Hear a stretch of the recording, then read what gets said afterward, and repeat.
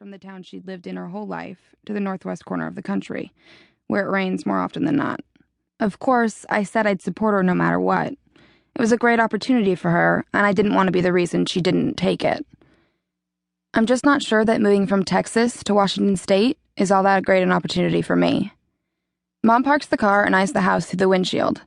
2 stories high, a front porch with an ancient-looking porch swing that looks like it couldn't support a baby's weight. In the pictures online, the house looked white, but in real life, it's gray, except for the front door, which someone decided to paint bright red. Maybe they thought the contrast would look cheerful or something. You can't tell a house is creepy from the outside, Mom adds hopefully. Yes, I can. How? The same way I can tell that those jeans you bought before you left Austin will end up hanging in my closet instead of yours. I'm very, very intuitive. Mom laughs. Our little white dog, Oscar, whines from the back seat, begging to be let out so he can explore his new home. As soon as Mom unlatches her seatbelt and opens the door, he bounds outside. I stay in the car a second longer, breathing in the wet air blowing in. It's not just the house. Ever since we crossed the state line, the world has been gray, shrouded in fog so thick that Mom had to turn the headlights on even though it was the middle of the day. I didn't picture our new life in Washington as quite so colorless. To be honest, I didn't picture it much at all. Instead, I kind of pretended the move wasn't happening, even as our house back in Austin filled with boxes, even when my best friend, Ashley, came over to help us pack. It wasn't until we were actually on the road that I really believed we were moving. Our new house is on a dead-end street, backed up against an enormous, fog-drenched field. Each of the houses we passed before we turned into our driveway was about 2 sizes too small for the size of its yard. I guess these are the kind of neighbors who want nothing to do with one another. There wasn't a single kid playing in his front yard, not a single dad getting ready to barbecue tonight's dinner, and the street was littered with pine needles from the towering Douglas firs that block out any semblance of daylight. An ugly rusted chain-link fence wraps around our new yard.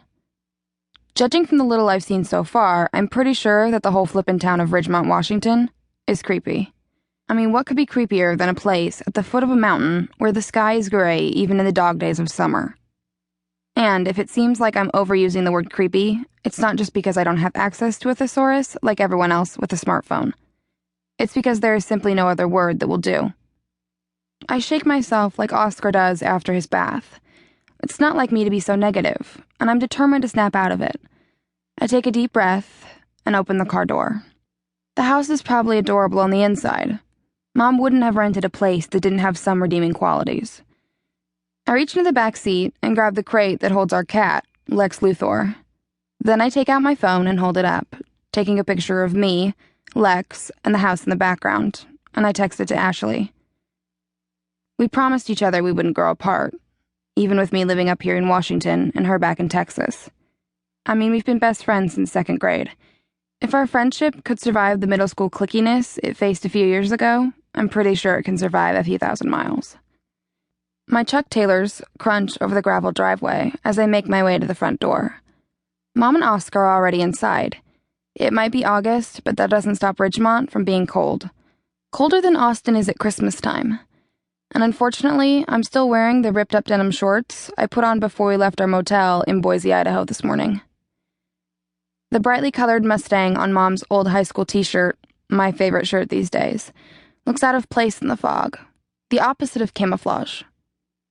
I hover in the doorway. "Mom?" I shout. No answer. Just the squeak of a screen door on its hinges while I hold it open. Then the whistle of a gust of wind from behind me like it's trying to push me inside. "Mom," I repeat. Finally, I shout her full name. "Catherine Marie Griffith." She hates when I call her by her first name, though she claims it has nothing to do with the fact that I'm adopted. We've never made a big deal about it. Never had some big talk where my mother, revealed the news to me. The truth is, I don't remember a time when I didn't know. There are moments when I wonder who my birth parents are and why they gave me up. But even Mom doesn't know those details. She was a pediatric nurse at the hospital in Austin, where I was found. Left swaddled in the emergency room. No parents, no paperwork, no nothing. And once she got her hands on me, she says she knew she was never going to let me go. We were meant for each other, she'd say.